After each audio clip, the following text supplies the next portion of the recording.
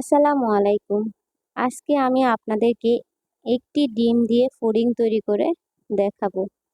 এটা খুব অল্প সময়ের মধ্যে ব্যাচেলররাও চাইলে তৈরি করে খেতে পারেন। এটি তৈরি করার জন্য প্রথমে আমাদেরকে ক্যারামেল তৈরি করতে হবে। চুলায় কড়াই বসিয়ে তাতে 2 টেবিল চামচ চিনি দিয়ে সামান্য পরিমাণ পানি দিয়ে ক্যারামেল তৈরি করার জন্য অনবরত নেড়ে নেব।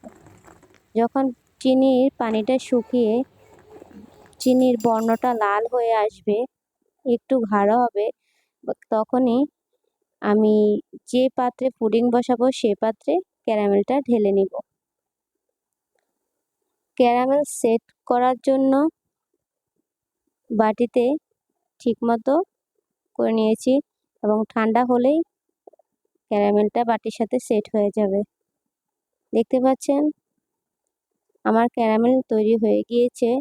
এখন পুডিং তৈরি করার জন্য একটি ডিম, আগে থেকে জাল দিয়ে রাখা 1 কাপ ঘন তরল দুধ এবং আধা কাপ চিনি নিয়ে নিয়েছি পুডিংয়ের সাথে ব্যবহার করার জন্য।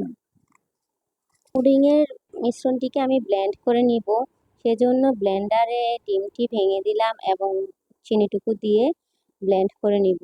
তাতে খুব দ্রুত হয় এবং ডিম এবং দুধ ভালোভাবে মিশে দুধটুকু দিয়ে আমি আরেকবার ব্লেন্ড করে নিব, তাহলে পুডিংয়ের মিশ্রণ আমার তৈরি হয়ে যাবে। মিশ্রণটি তৈরি হয়ে গিয়েছে, এখন ক্যারামেলের মধ্যে আমি সেট করে নিব এবং একটি ভালো ঢাকনা দিয়ে, বাটির যে ঢাকনা ওইটা দিয়ে ঢেকে দিব ভালোভাবে এবং চুলায় প্যান বসিয়ে তাতে একটি স্ট্যান্ড বসিয়ে নিলাম এবং বাটির সাইজ অনুযায়ী বাটির মাঝামাঝি হয় এমন পরিমাণে পানি দিয়ে বাটিটিকে আমি প্যানের মধ্যে বসিয়ে ঢাকনা দিয়ে ঢেকে দিব এবং চুলার আগুন হাই হিটে দিব। পানিটা একটু ফুটা শুরু হয়ে গেলেই আগুনের পরিমাণ একেবারেই মিডিয়াম করে দিব, তাতে আস্তে হয়ে যাবে। আমার পুডিং হয়েছে কিনা সেজন্য আমি চেক করে নিব একটি শলার সাহায্যে। ভেতরে দেখবো যে হয়েছে কিনা। হয়ে গিয়েছে, দেখতে পাচ্ছেন আমার শলাটা একেবারেই ক্লিন। যদি কাঁচা থাকতো তাহলে শলার গায়ে লেগে থাকতো।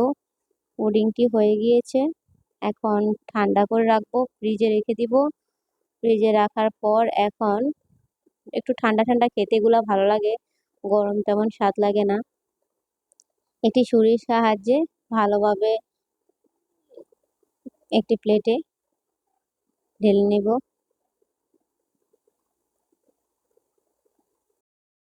অনেক সুন্দর হয়েছে, দেখতেই পাচ্ছেন আমার পুডিংটা তৈরি হয়ে গিয়েছে। এটি হতে সময় লেগেছে প্রায় 10 মিনিট।